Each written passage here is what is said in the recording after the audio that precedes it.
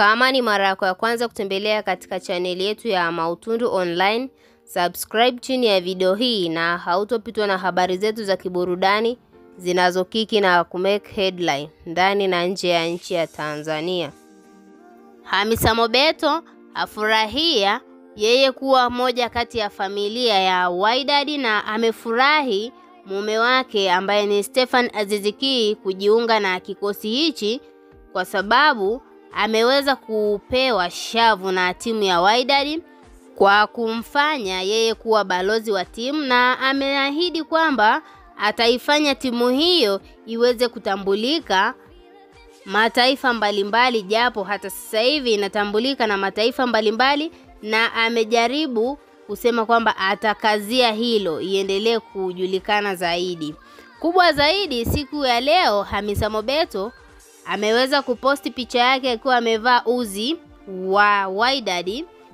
na kuandika baadhi ya maneno. Moja kati ya picha ambayo imeenda viral zaidi kuliko zote ni picha ambayo amepiga akiwa amevaa huo uzi wa Wydad na timu ya Wydad ilikuwa inacheza. Aliamua kwenda kutizama mechi hiyo ambayo mume wake Stephen Aziz Ki alikuwa katika uwanja akiwa anacheza mpira, na kuandika kwamba ulipo nipo, kama Georgina Rodriguez ambaye ni mke wake na Ronaldo. Wengi tunamfahamu mwanamke huyu pamoja na mwanaume wake wamekuwa ni watu ambao wanasapotiana kwa kiasi kikubwa, na amedai kwamba amemtumia huyu mwanamke kama role model wake kwa sababu ni moja kati ya couple ambayo anaifurahia na ni mfano halisi wa maisha yake ya sasa hivi, kwa sababu mwanaume wake naye ni mchezaji na yeye ameweza kupewa shavu huko katika timu ya Wydad, na kwa muda wote watakao kuwa huko katika timu ya Wydad watakuwa pamoja na watasapotiana.